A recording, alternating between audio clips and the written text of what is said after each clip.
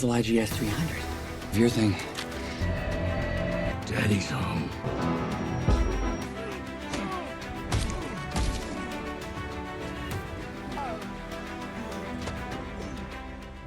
Hello guys, welcome to our channel. So The Boys is finally over. After years of insane violence, political satire, shocking deaths, and one of most terrifying villains in TV history. Season 5 had the impossible job of ending it all in a satisfying way. And honestly, this finale will probably divide fans for a long time. On one hand, it gives closure to almost every major character. It's brutal, emotional, dark, and sometimes genuinely powerful. But on the other hand, the scale feels strangely small, the packing feels rushed, and the final confrontation with Homelander never fully reaches the explosive level many fans expected. So today, let's discuss the major character arcs, the ending, positives, negatives, future possibilities, and whether the boys actually stuck the landing. Let's start with the heart of the finale, Billy Butcher. Daddy's home. This season turns Billy Butcher into a man who has completely lost himself, dying, angry, and obsessed with one mission: kill Homelander. No matter what, Carl Urban completely carries these scenes. You can feel the hatred, pain, and exhaustion in every moment. What makes Butcher interesting is that he finally becomes what he always hated: a monster, willing to sacrifice everything. He stops being part of the boys and becomes a one-man army. That leads to one of the finale's biggest questions. Is Butcher still redeemable, or has he gone too far? Now, let's talk about Homelander. Anthony Starr is phenomenal again, probably giving the best performance in the entire show. Every scene with Homelander still feels uncomfortable and intense, but the issue is I expected a complete breakdown. For years, this show teased Homelander finally snapping and going full scorched earth. I expected chaos, mass, destruction, and terrifying final war. Instead, his downfall feels surprisingly quick and contained. Kimiko waking him, Butcher beating him to death, and Homelander begging for his life is dark and poetic, but the execution feels rushed. The final fight needed more build-up, bigger skill, and more time. For a villain this iconic, I wanted something unforgettable. Instead, the finale feels oddly intimate. Hughie probably has the most emotional storyline in the finale. Throughout the series, he has always been caught between morality and survival.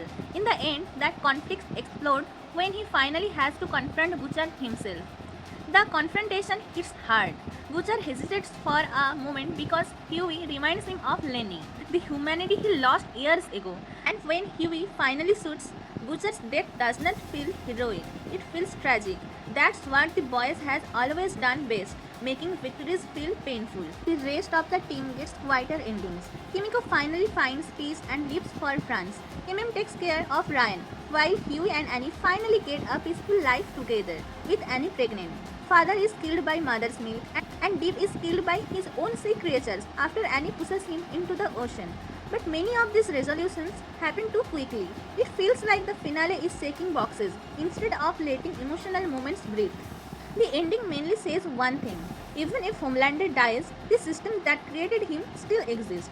Vought still remains, Stan Edgar takes control again, superhero still exists, and power corruption continues. The cycle is not over, which is why the ending feels bittersweet instead of triumphant. The biggest criticism is that the finale feels too small. For a series ending, everything feels surprisingly contained. I expected something massive, but the ending feels more like a personal drama than an apocalyptic final war. Another issue is packing. Huge plot points happen incredibly fast. Homelander's downfall, character resolutions, and emotional moments move at lightning speed. Some parts needed another episode or simply more runtime. Even though the main story ends, the universe clearly is not over. There are already hints towards spin-offs, new soapies, and more stories connected to Vought. It gives closure but not complete closure. So was The Boys Season 5 finale good? I would say it was underwhelming but not bad. The finale never fully reaches the scale or intensity expected after years of build-up. It feels like a strong character ending trapped inside a rushed series finale. Not terrible, not amazing, just disappointing in a way that hurts more because of how incredible this show once was. For me, season 1 and 2 are still the peak of The Boys, but even with its flaws, the finale still delivers enough emotion and brutality to make it worth watching. And that's it for today, guys. Like, share, and subscribe our channel. Stay tuned for future updates, and bye, guys.